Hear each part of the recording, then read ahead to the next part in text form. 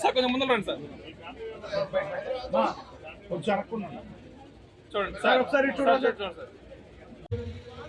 ఇద్దరు మాజీ మంత్రులు తర్వాత పాపం మన మంచి అమ్మాయి, ఎవరు మంచి అమ్మాయి కానీ పాపం ఏం చేయలేదు, నోరు ఇప్పలేదు, మాట్లాడలేదు, బాబులు బందిగా నుంచి బయటికి రాలేదు. చేయగలిగిందా? ఇప్పుడు ఇంకోటి తెలుసా, కంచెంచెర్ల మరి మీ అందరికీ తెలుసో లేదో, కంచెంచెర్లలో మహిళా కళాశాల 20 కోట్లు పెట్టి మహిళా కళాశాల కట్టిస్తారు ప్రభుత్వం. 20 కోట్లు సార్, 20 కోట్ల ప్రభుత్వం నిధులు తెచ్చి మహిళా కళాశాల కట్టిస్తారు. ఎవరు కట్టిస్తున్నారు? ఎవరిసే కదా. మరి సమర్థులే కాదా? ఈ నియోజకవర్గానికి మీరు అవసరం ఉందా లేదా? ఉందా లేదా? మరి మంచి అమ్మాయి అవసరం ఉందా? అసమర్థురాలు అవసరం ఉందా? మరి మనం ఓటు వృధా చేసుకోవచ్చా? తెలుగుదేశం కూడా అడుగుతున్నాను నేను. తెలుగుదేశంలో కూడా అందరూ నా ఆత్మీయులే.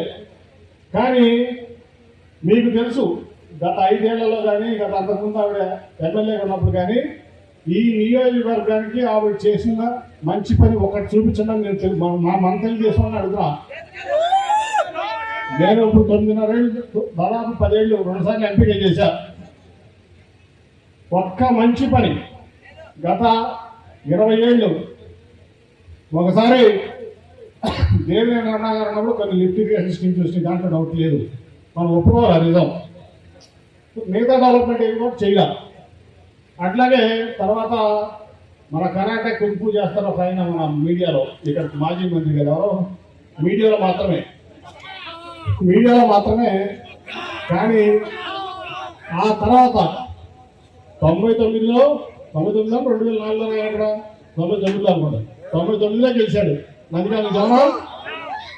2004లో గెలిచాడు అవునా. మళ్ళీ ఇక్కడి నుంచి మైలవరం వెళ్ళాడు, మళ్ళీ మైలవరంలో 2014లో మంత్రి అయ్యాడు. ఒక్క పని చేశాడు అక్కడ, ఒక్క పని. పోలవరం కట్టారంటాడు, పట్టిసీమ కట్టారంటాడు, లక్షల కోట్ల రూపాయలు మరి డ్యాములు కట్టారంటాడు. కనీసం ఒక లిఫ్ట్ ఇరిగేషన్ స్కీమ్ ఒకటి తీసుకొచ్చాడు నందిగా మొత్తానికి. మరి తీసుకొచ్చారు కదా మన వనితా బ్రదర్స్. అది సమర్థత అంటే, అది మనకు కావాల్సినటువంటి నాయకత్వం అంటే.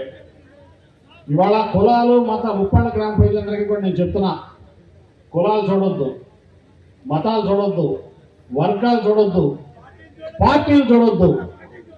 సమర్థవంతమైనటువంటి వ్యక్తులకి ఈ గ్రామానికి కానీ, ఈ చంద్రపాడు మండలానికి కానీ, ఈ నందిగామ నియోజకవర్గానికి కానీ ఉపయోగపడేటువంటి వ్యక్తుల్ని మీరు ఎన్నుకోవాలని నా విజ్ఞప్తి.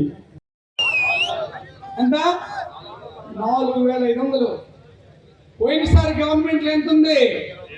1700. సార్, ముప్పాళ్ళకి సుబాబులకి అవినాభావ సంబంధం. ఇదే వేదిక మీద నేను సుబాబుల గురించి కూడా మాట్లాడాను. పోయినసారి గవర్నమెంట్లో వైఎస్ఆర్ కాంగ్రెస్ పార్టీకి సంబంధించిన రైతులు సుబాబుల కాటా దగ్గరికి తీసుకెళ్ళినప్పుడు ట్రాక్టర్ని వారం రోజుల నుంచి మాట వాస్తవమా కాదా?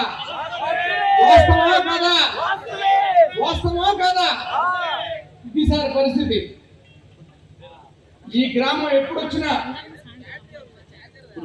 ఇప్పుడు సాయి గారు ప్రజలు ఎప్పుడు అడిగేవారు సుబాబుల్ సార్ అని. నందిగామ తరఫున గవర్నమెంట్ లో దాదాపుగా 4 సార్లు క్యాబినెట్ లో కదా మీకు పూర్తిగా పార్టీనే మడత పెట్టేశారు బాబు కూడా. ఎవరిని? తెలుగుదేశం పార్టీ. పాపం నందమూరి తారక రామారావు గారు 1982లో 42 మార్చిలో మొదలుపెట్టాడు, జనవరిలో అధికారంలోకి వచ్చాడు. 9 నెలల్లో ఈ బాబు కొడుకు ఏం చేశారంటే పూర్తిగా కుర్చీలు మడత పెట్టుకోవడం కాదు, పార్టీని మడత పెట్టేశారు. ఏ రోజన్నా మీరు తెలుగుదేశం పార్టీ రాజ్యసభలో లేకుండా పోతుందని ఊహించారా? మీడియా ఊహించలేదు కదా. ఇవాళ ఖాళీ అయిపోయిందా? రాజ్యసభలో టీడీపీ 0, అవునా?